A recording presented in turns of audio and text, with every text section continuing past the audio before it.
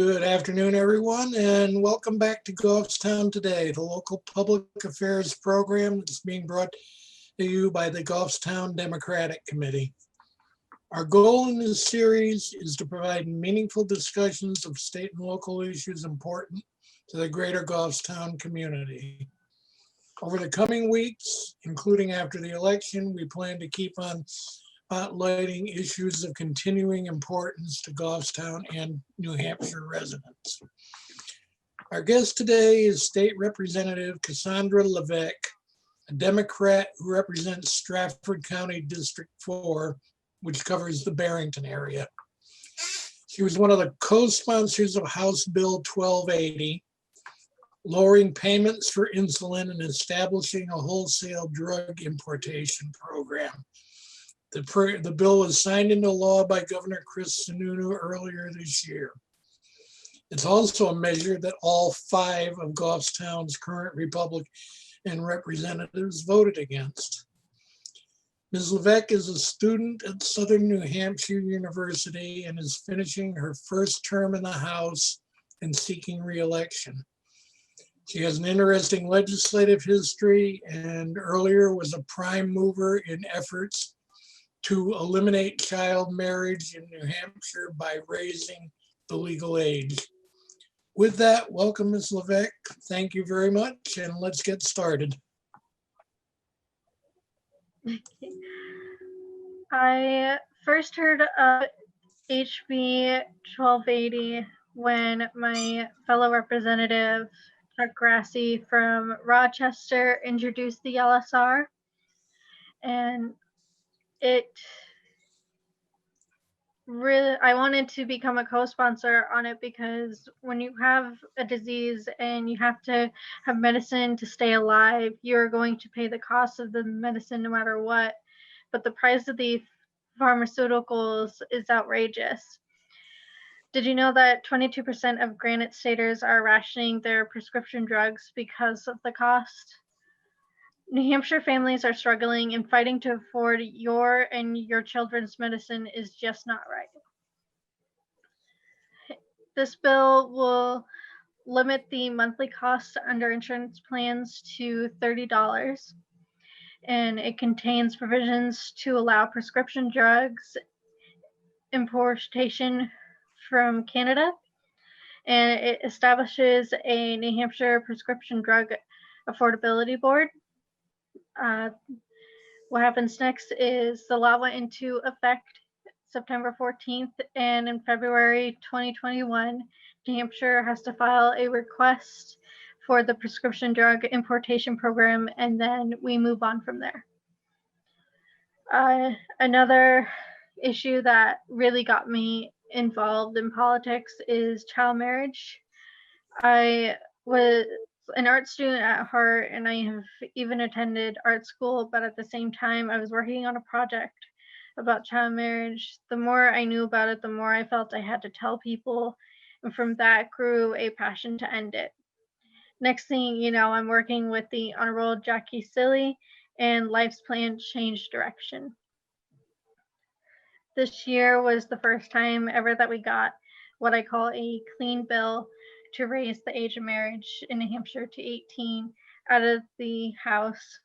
For 2021, I have filed an LSR again and have immense support, and we're going to take this to the governor's desk.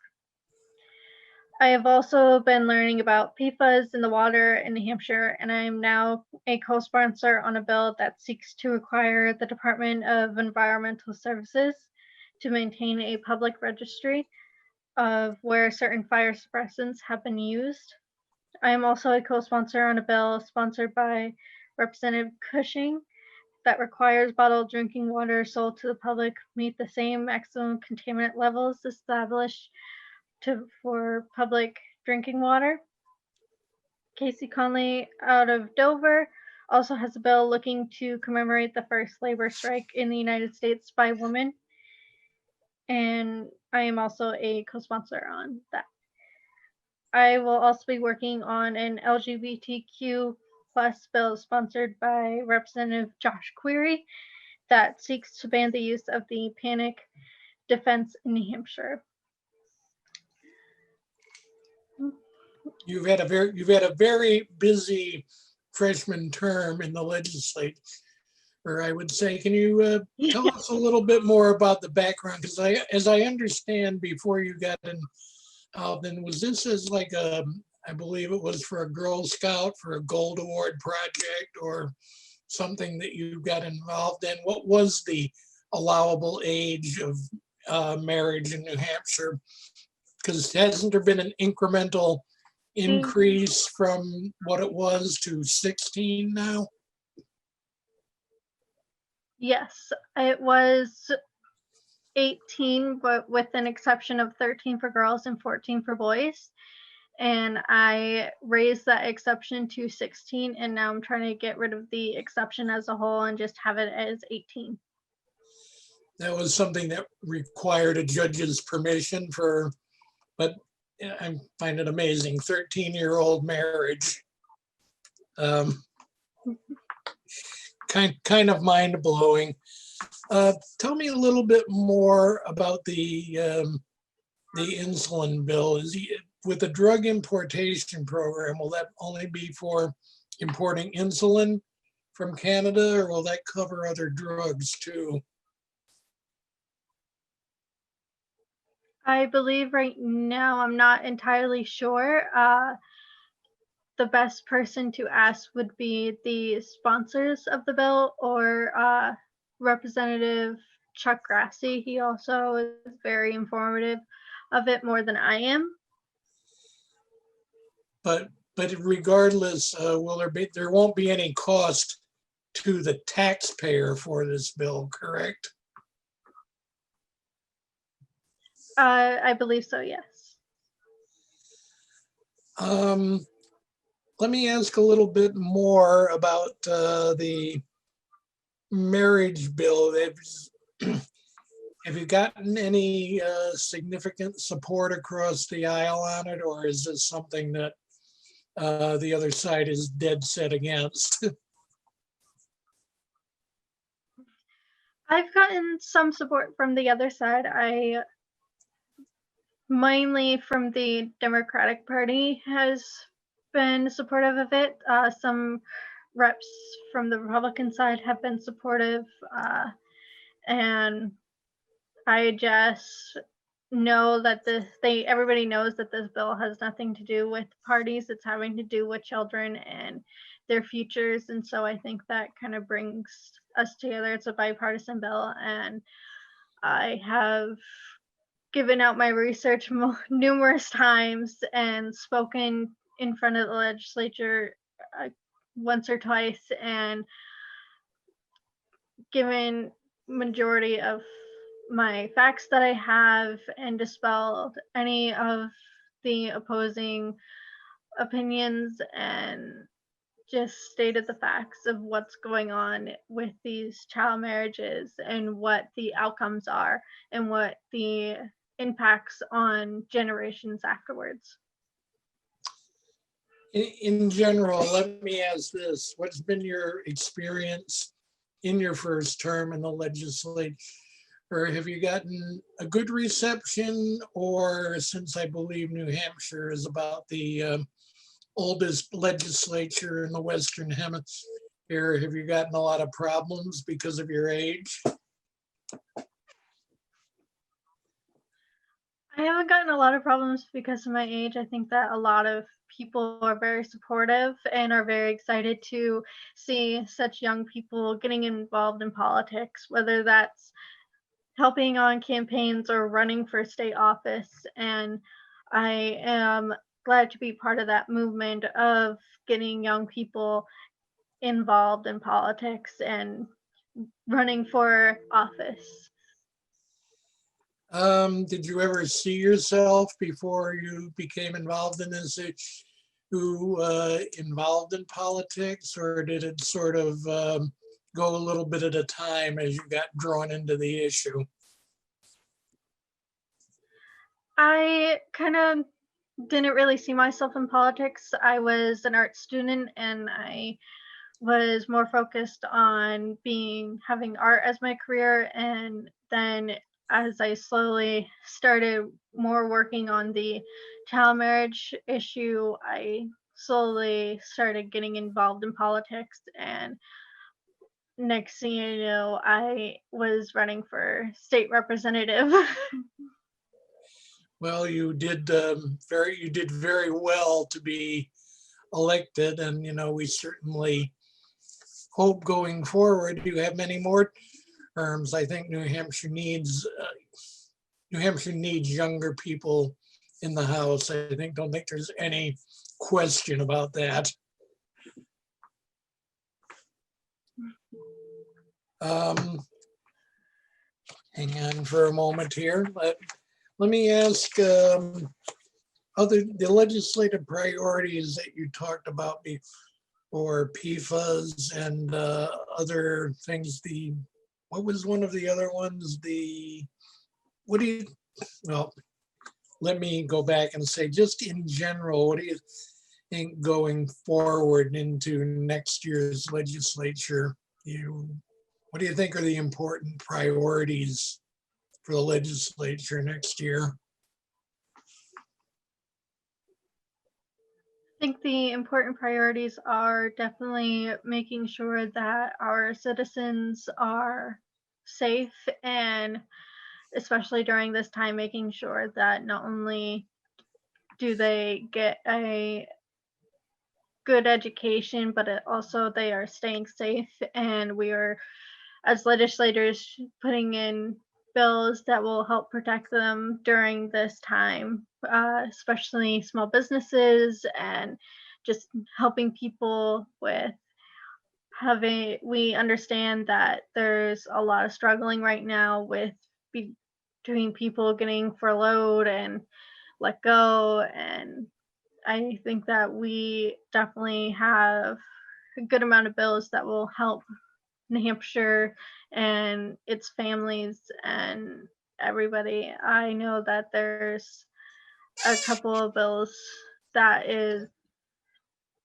we are talking with the Black Lives Matter movements all over the state and talking with them about putting in legislation, trying to figure out ways to work together with them. And we are also putting in bills that will help keep the state livable, so people have clean drinking water and good places to live, and not have to worry about whether or not they're going to get cancer from their water or from the wells that are there. And making sure that our stay in New Hampshire also by raising the minimum wage and providing them the education that they need and jobs that they need to stay here. Let me ask, the county you represent, Stratford, is Stratford one of the counties that is heavily affected by the PFAS problem? Or is that more Yes, further it towards is one of the. seacoast? It is one of part of its. Since the seacoast is so close to us, we are still being affected by PFAS, and we're noticing as more and more people are starting to look at what they're drinking and what they're putting into their bodies, and more people are finding that they have PFAS in their bodies, and they are more and more cancer clusters are popping up because of them. And I think that people have kind of opened their eyes to it now of, oh, there's going to be, I know that in Barrington, there's a lot of people worried about whether or not they should get their water bottle delivered or if they should drink out of the tap. And I think that as people discover it, it continues to expand further than the seacoast. Well, let's hope that, we continue to make progress with that legislation.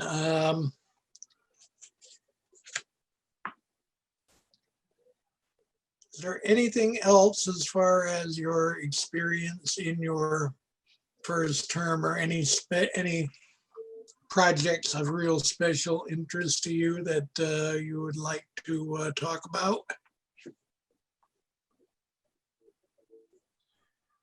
I know that since I was on the Children and Family Law Committee, I have really gotten into issues dealing with that, helping our families and supporting them in any way that we can, and making sure that for those that do have to talk with CPS and DHHS, that goes smoothly and everybody gets what they want out of it, and making sure that we do better for them, and making sure that everybody is getting something out of it instead of feeling lost and losing their kid, and when in fact they don't really, they're good parents and they should be able to keep their kid with them. Or I know that we've had a couple of bills dealing with the HSS, making sure that they have the staff that they need to handle all of the cases that they're getting, and making sure that the the children's advocates are getting the help that they need also. And staffing has always been a problem, I know, in those departments, and particularly with the budgetary constraints that COVID is about to impose on all of us. I don't think 2021 is going to be a good year budget-wise, so let's hope for the best.